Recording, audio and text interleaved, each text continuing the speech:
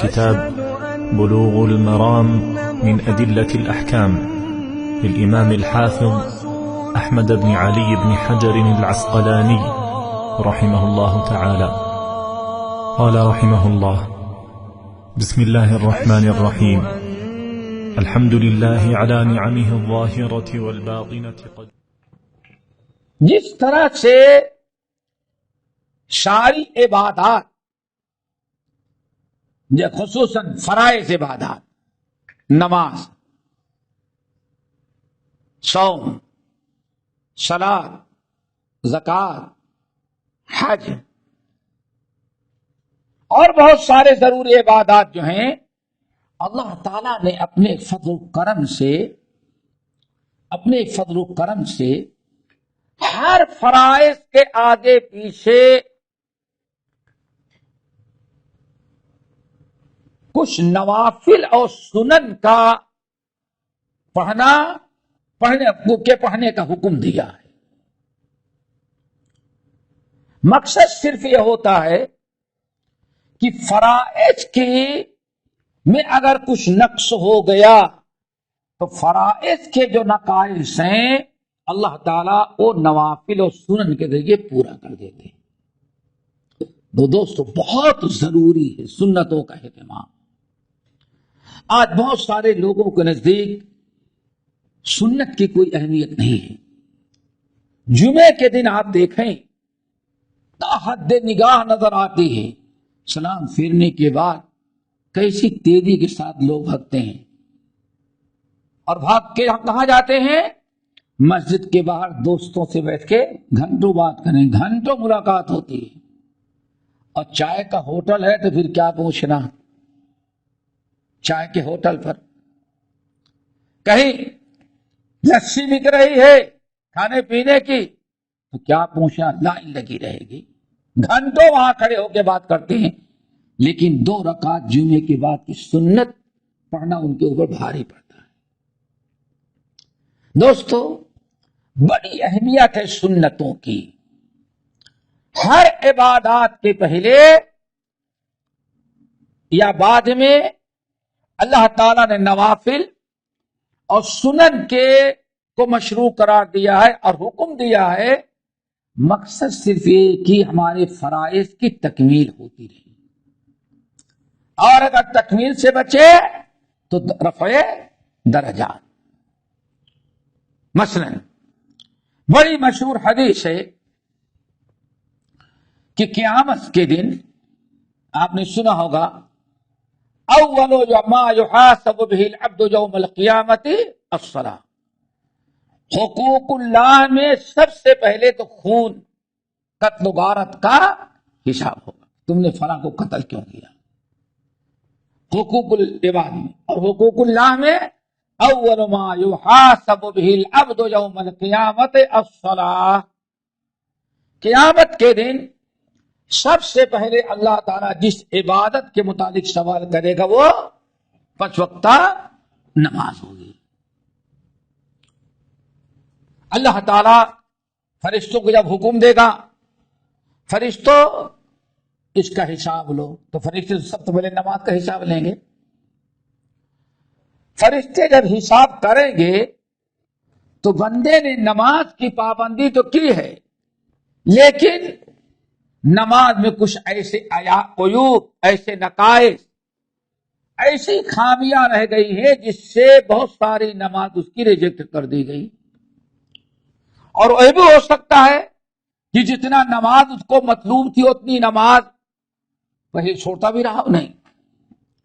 میرے فرشتوں نے حساب کیا اس کی زندگی کی نماز کا، تو نماز میں کامیاب نہیں ہوا، نماز میں فیل ہو گیا۔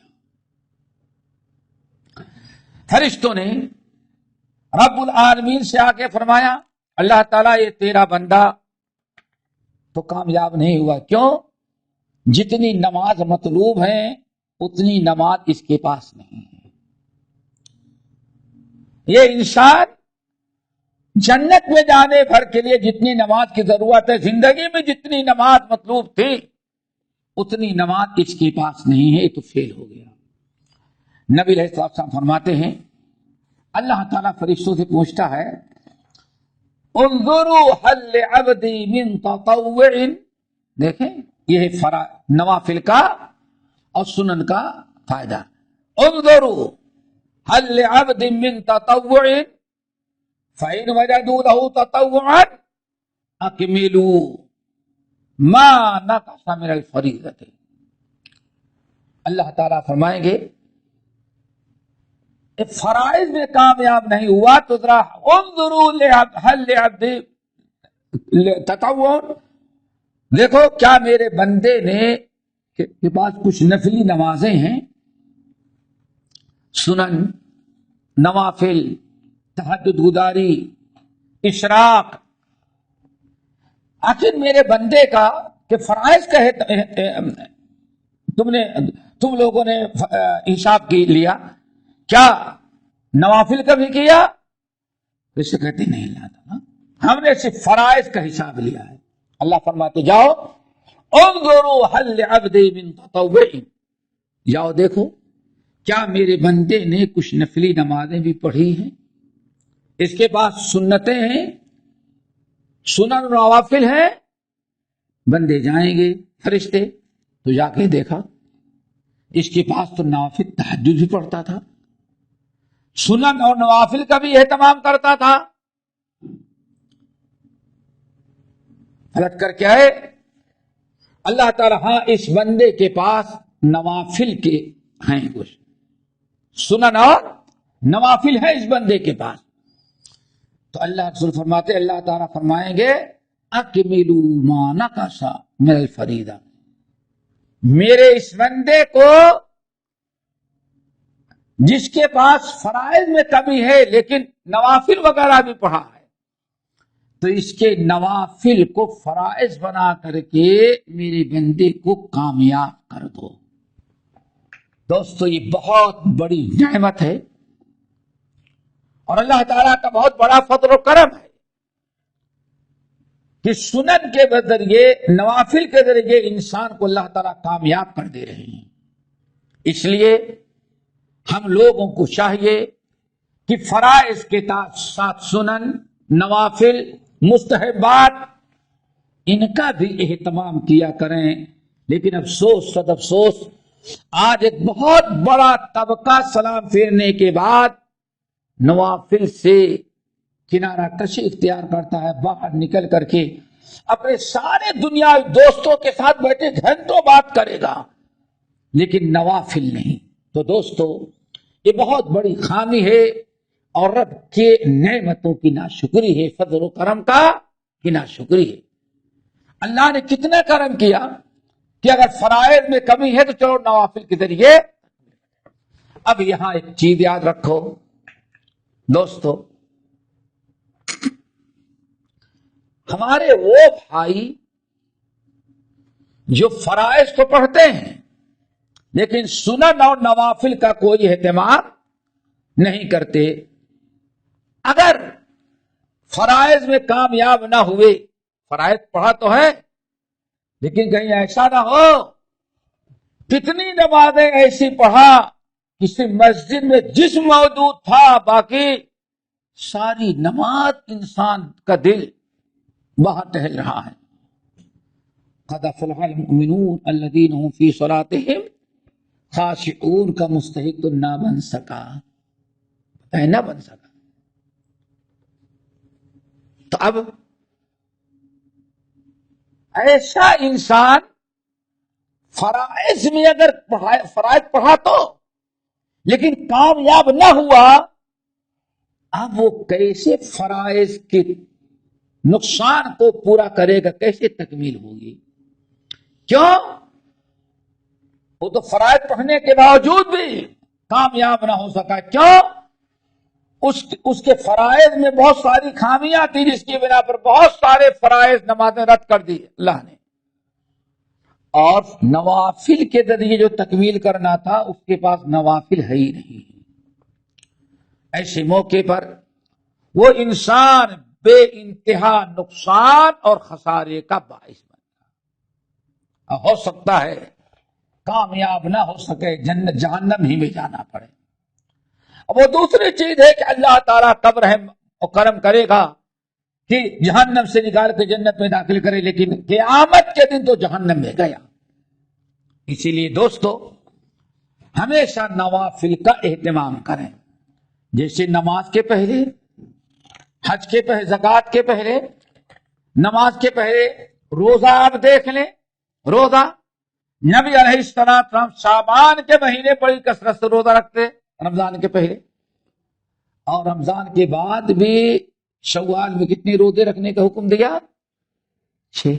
مقصد کیا ہے؟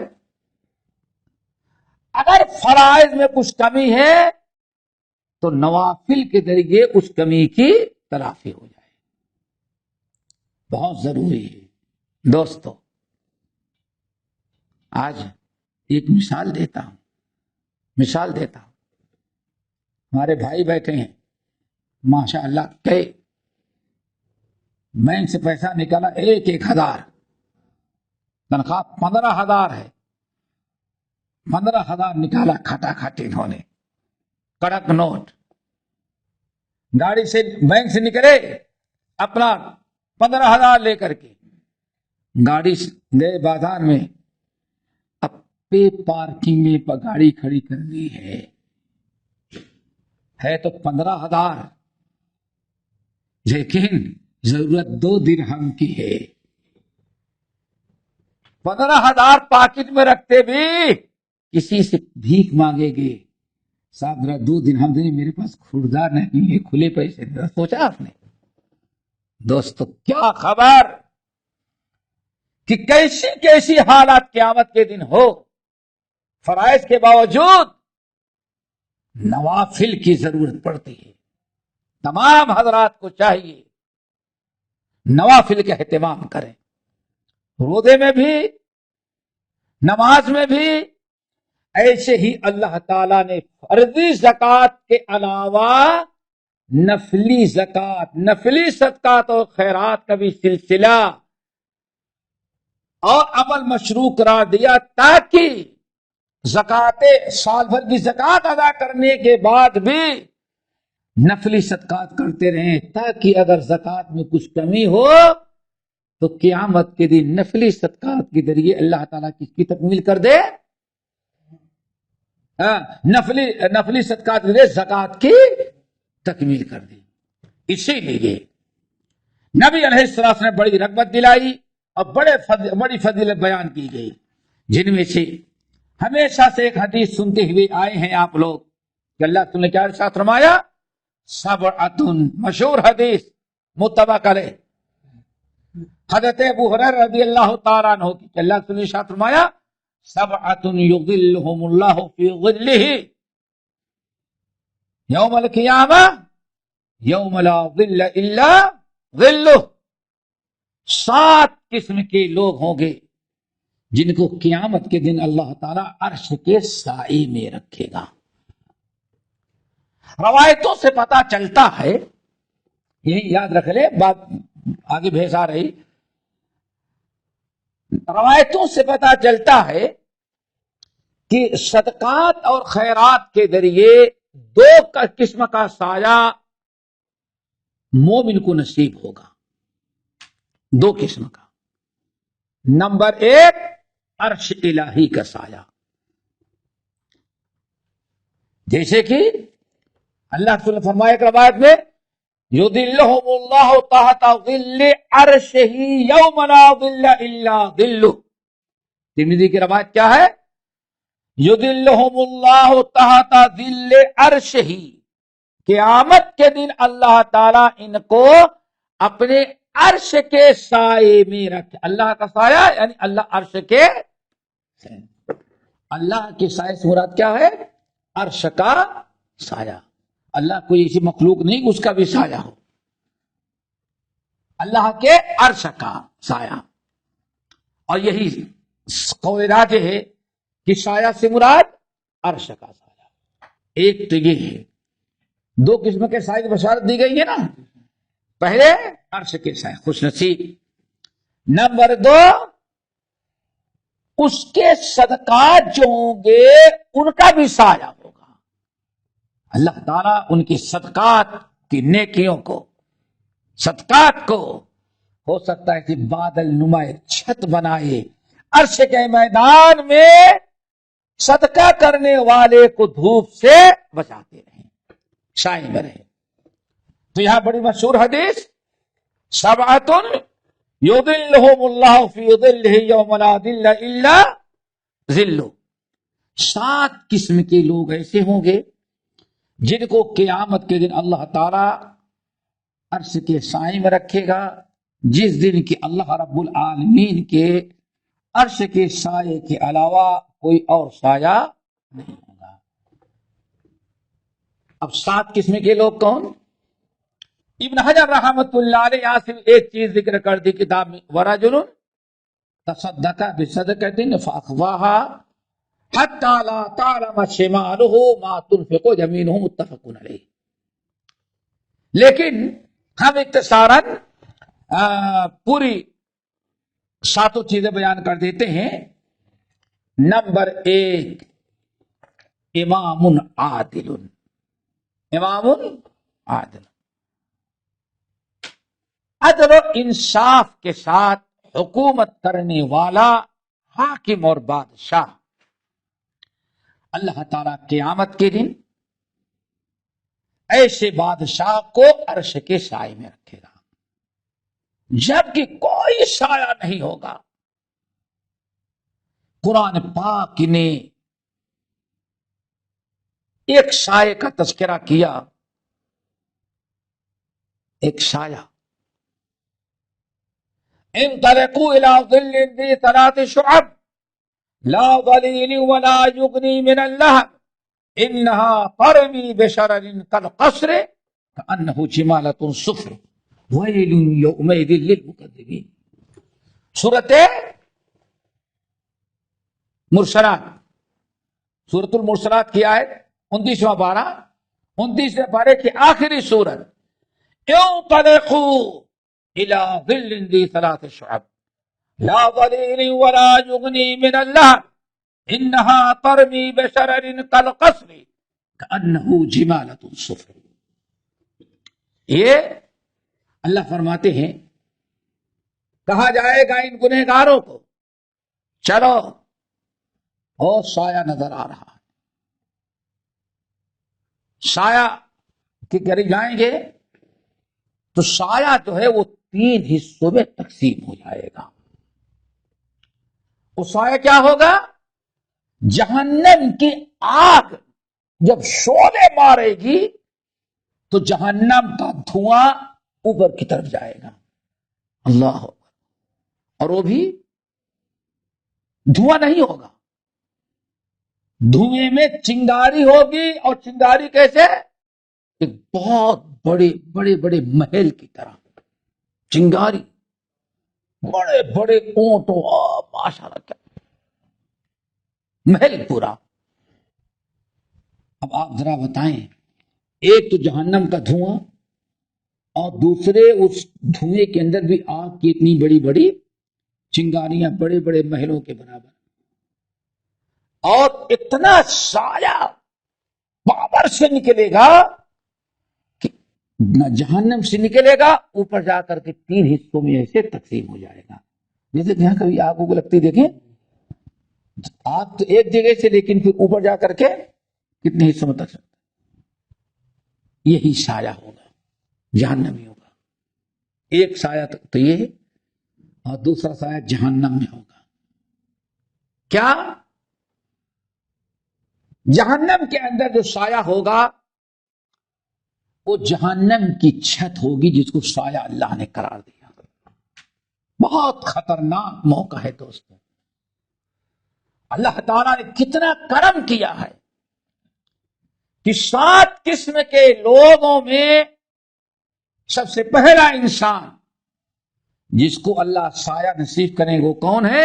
امام عادل، عدل و انصاف سے حکومت کرنے والا بادشاہ حاکم ہوگا، اللہ تعالیٰ اس کو اپنے قریب میں عرش کے سائے میں رکھے۔ اللہ اکبر۔ نمبر 2، وشاب نشا فی عبادت ربہ، وشاب نشا فی عبادت ربہ، نوجوان جس کی نشو و نما ہوئی ہے جوانی میں، دل میں، فی عبادت ربی، کتنے خوش نصیب ہوں گے۔ آج اللہ رب العالمین کا شکر جتنا ادا کرے ہم اور آپ کم ہے۔ ماں دیندار ملی، باپ دیندار ملا، ہاں، کہ آنکھ کھولتے ہی مسجد کی راہ بتائی، یہی ہوا ہے نا۔ اور کبھی کبھی کوتاہی کی تو ہو سکتا ہے ماں باپ ڈنڈے بھی مارے ہوں کہ بچہ نماز نہ چھوڑے کبھی۔ الحمدللہ بچپنے سے لے کر کے، اگر آپ کا باپ دیندار رہا، بچپنے سے لے کر کے اس عمر تک برابر نماز کی پابندی کرتے ہوں گے، قرآن کی تلاوت کرتے ہوں گے۔ ماں باپ روزہ رکھتے ہیں تو ماں باپ سے زیادہ چھوٹے بچے شوق سے اور روزہ رکھتے ہیں، ان کے ساتھ بھی نہیں، ہم کو بھی رکھنا ہے۔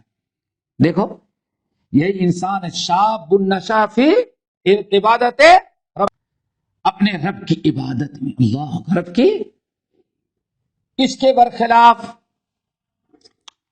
اپنے بہت سارے ساتھی، دوست احباب، پاس پڑوس، کلاس فیلو، ان کو آپ دیکھیں گے تو آدھے سے زیادہ زندگی گزر گئی ہوگی، ابھی تک نہ قرآن پڑھا ہے نہ ان کو نماز پڑھنے کی نوبت آئی ہے۔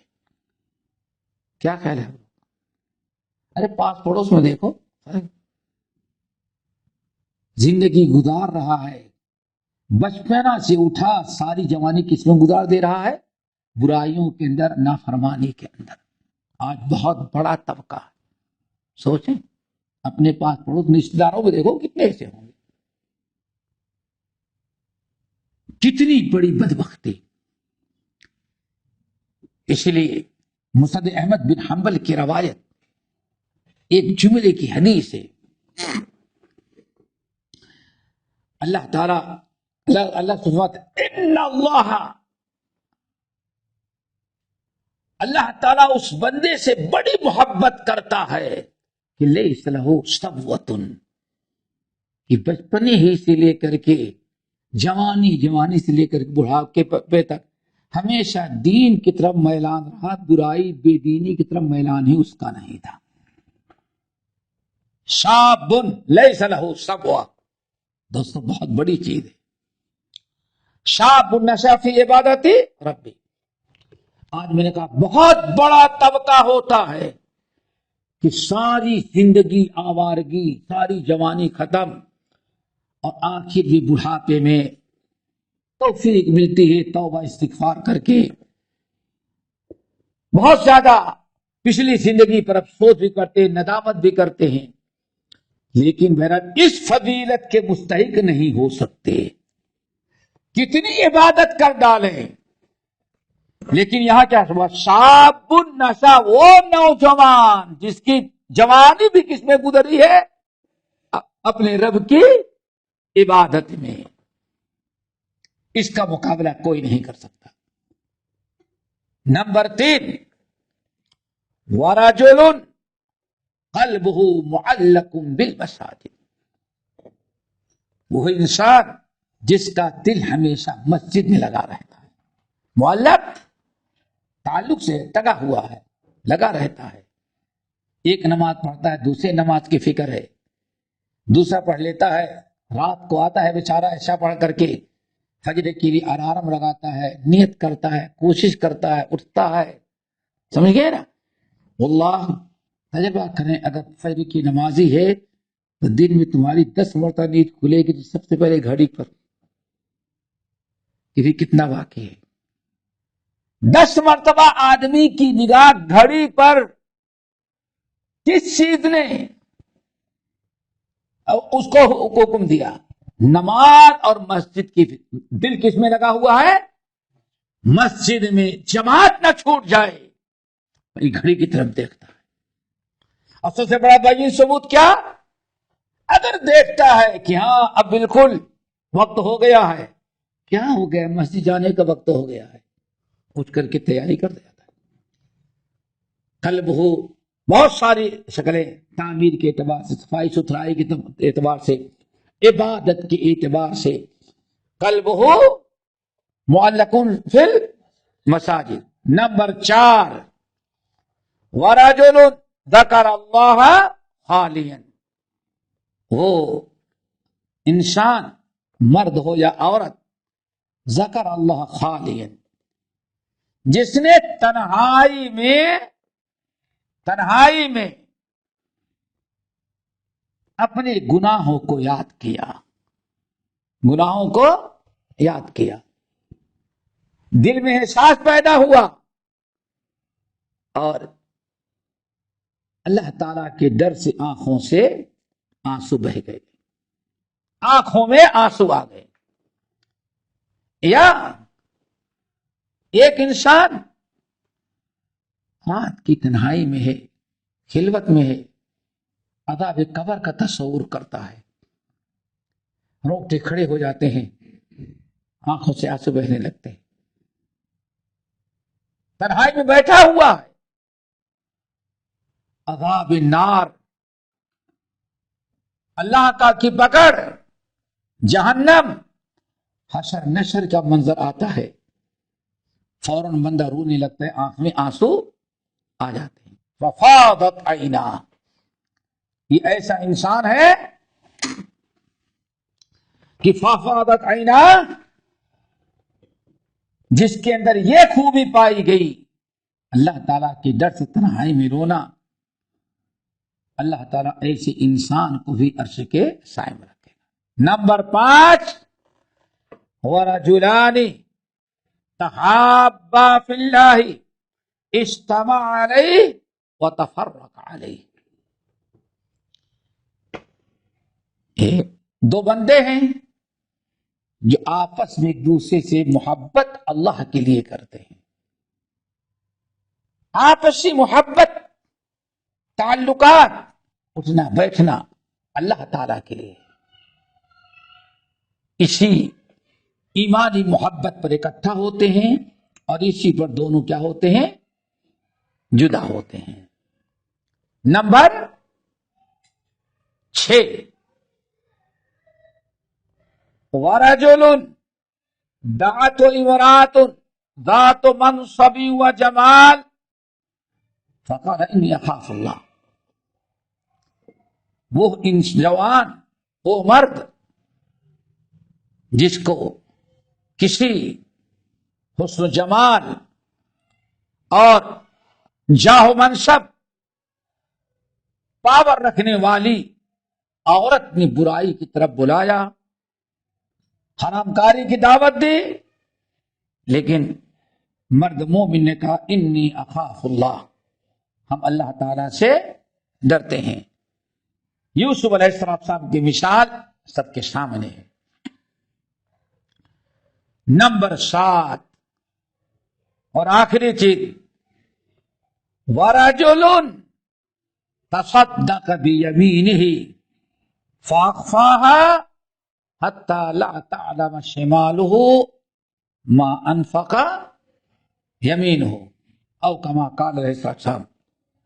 یہاں جسلی حدیث نقل کی گئی. 7واں وہ شخص ہے جو اللہ تعالی کی راہ میں صدقہ کرتا ہے تو بالکل چھپا کے کرتا ہے، پوشیدہ کرتا ہے، ریاکاری سے بچنے کے لیے اخلاص کے ساتھ اللہ تعالی کے لیے صدقہ کرتا ہے. تو اتنا چھپا کر کے کرتا ہے، اتنا پوشیدہ کہ لا تعلم شمالہ، دائیں ہاتھ سے صدقہ کرتا ہے تو بائیں ہاتھ کو بھی پتا نہیں پتا، اتنا زیادہ چھپا کر کے کرتا ہے. یہاں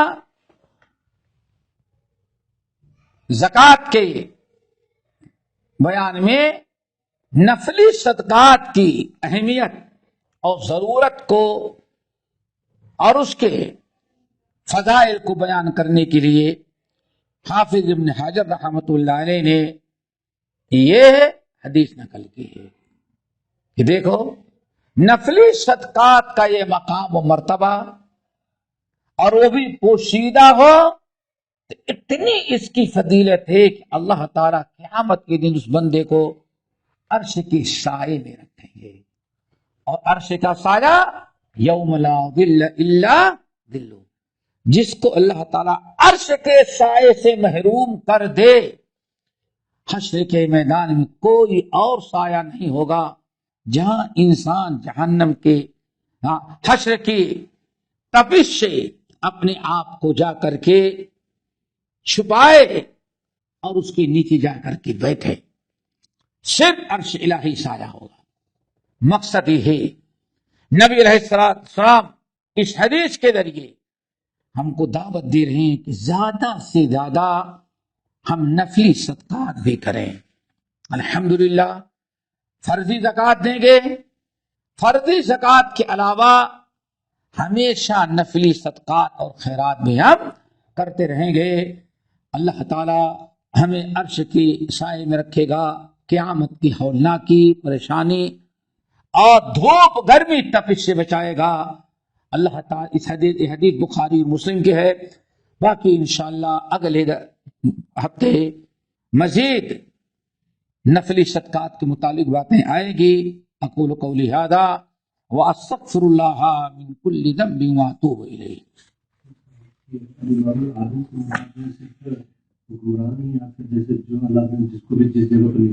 ہر ایک کو جو ذمہ دار ہے، جو بھی بڑا ہوگا، بڑا گورنر ہو، ڈسٹرکٹ کا ہو، سمجھ گئے نا، علاقے گاؤں کا ہو، اگر وہ عدل و انصاف، جس کو پاور کسی بھی قسم کا پاور ملا ہوا ہے، اگر اپنے پاور کو استعمال کرتے ہوئے عدل و انصاف قائم کرے گا تو اس کا مستحق ہوگا انشاءاللہ۔